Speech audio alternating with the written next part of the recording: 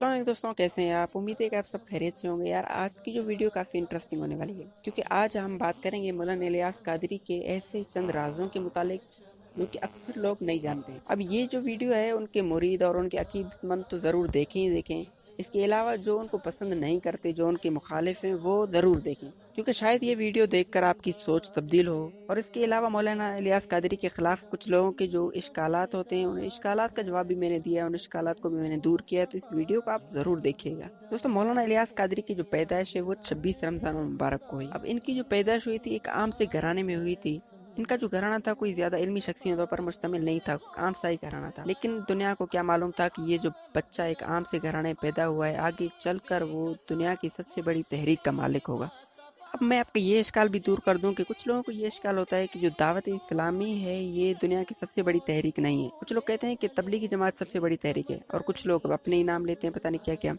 تو ان کا یہ اشکال دور کروں، میں صرف ان سے یہ پوچھنا چاہتا ہوں کہ بڑی تحریک سے آپ کا مطلب کیا ہے؟ آپ دنیا کی کوئی بھی تحریک اٹھا لیں، یا تو ایک شہر تک محدود ہوگی، یا ایک ملک تک محدود ہوگی، زیادہ سے زیادہ 2-3 ملکوں تک محدود ہوگی، لیکن دعوت اسلامی وہ واحد تحریک ہے کہ 200 سے زیادہ ممالک میں اس کا کام چل رہا ہے۔ یار 200 ممالک کوئی عام بات نہیں ہے۔ اگر میں آپ سے پوچھوں کہ بھائی آپ کچھ ممالک کے نام سنا دیں، آپ زیادہ سے زیادہ 10 سے 12 ممالک کا نام سنا پائیں گے، اس سے زیادہ نہیں، کیونکہ آپ کو پتہ ہی نہیں۔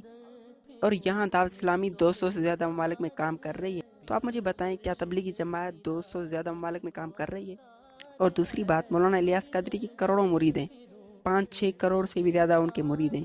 آپ مجھے تبلیغی جماعت میں کوئی ایسا بندہ دکھائیں جن کے لاکھوں مرید بھی ہوں، اور آپ کہتے ہیں کہ تبلیغی جماعت سب سے بڑی تحریک ہے۔ سب سے پہلے میں آپ کو یہ بتاؤں کہ یہ تحریک شروع کیسی ہوئی۔ دوستو، یہ تحریک شروع کچھ یوں ہوئی کہ 1980-81 کا ٹائم تھا۔ اس وقت دین پرستی کا معاملہ کچھ زیادہ رہتا تھا، سنی، شیعہ، دیوبندی، یہ معاملات کچھ زیادہ رہتے تھے۔ سنیوں کے پاس اب اور تحریکیں تو تھیں، لیکن کوئی ایسی تحریک نہیں تھی کہ جو عملی کام کر سکے، کہ لوگوں کو برائی سے منع کرے، اچھائی کی طرف بلائے، ایسی کوئی تحریک نہیں تھی۔ اس کے چلتے انہوں نے فیصلہ کیا کوئی ایسی تحریک بنائی جائے کہ جو لوگوں کو برائی سے منع کرے، اچھائی کی طرف بلائے۔ تو پھر دعوت اسلامی کی ابتدا کی گئی، اور اس کا جو ہیڈ ہے، اس کا بڑا بنایا گیا، مولانا الیاس قادری کو بنایا گیا۔ اب دوستو، مولانا الیاس قادری تو ایک عام سے گھرانے کے تھے، ایک عام سے بندے تھے جو عطر بیچ کر اپنا گزارا کرتے تھے، ایک غریب سے بندے تھے۔ تو انہی کو ہی کیوں چنا گیا؟ کیونکہ دوستو، جو اچھائی ہوتی ہے نا، وہ دور سے ہی دکھ جاتی ہے۔ کیونکہ مولانا الیاس قادری چھوٹی ہی عمر سے وہ نیک تھے، نمازوں کے پابند تھے، قرآن مجید کی تلاوت کرتے تھے، اور یہی نہیں بلکہ چھوٹی عمر سے ہی وہ نیکی کی دعوت دیتے تھے، لوگوں کو برائی سے منع کرتے تھے اور اچھائی کی طرف بلاتے تھے۔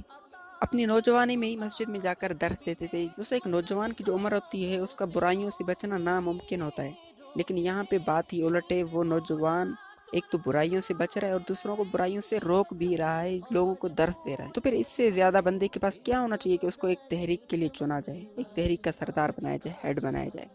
تو ان کے پاس وہ تمام خوبیاں تھیں کہ جو دعوت اسلامی کا ان کو بڑا بنایا گیا، اور یوں مولانا الیاس قادری نے اس تحریک کی ایسی ابتدا کی کہ کبھی پیچھے ہی نہیں ہٹے۔ شروع میں یہ تحریک جب اسٹارٹ ہوئی تو اس کو کوئی نہیں جانتا تھا۔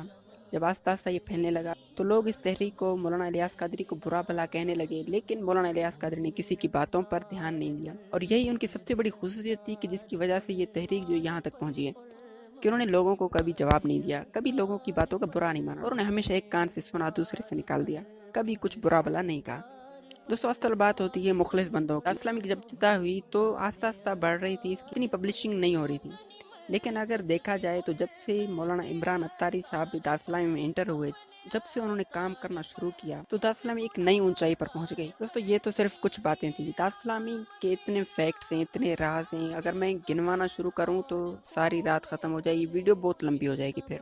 تو اس کے لیے آج کے ویڈیو کا اینڈ یہی کرتے ہیں۔ انشاءاللہ اگر آپ کا سپورٹ ملا تو اس کا پارٹ 2 بھی بنائیں گے، انشاءاللہ اس میں اور فیکٹس میں آپ کے لیے لاؤں گا۔ اسی طرح اور اگر آپ دعوت اسلامی اور بندوں کے متعلق بھی ویڈیوز دیکھنا چاہتے ہیں، ان کے فیکٹس جاننا چاہتے ہیں، جیسے کہ مولانا عمران اتاری، مولانا عبدالحبیب اتاری، ان کے متعلق جاننا چاہتے ہیں، تو پھر آپ ہمیں کمنٹ کیجیے، ہم ان پر بھی ویڈیو انشاءاللہ ضرور بنائیں گے۔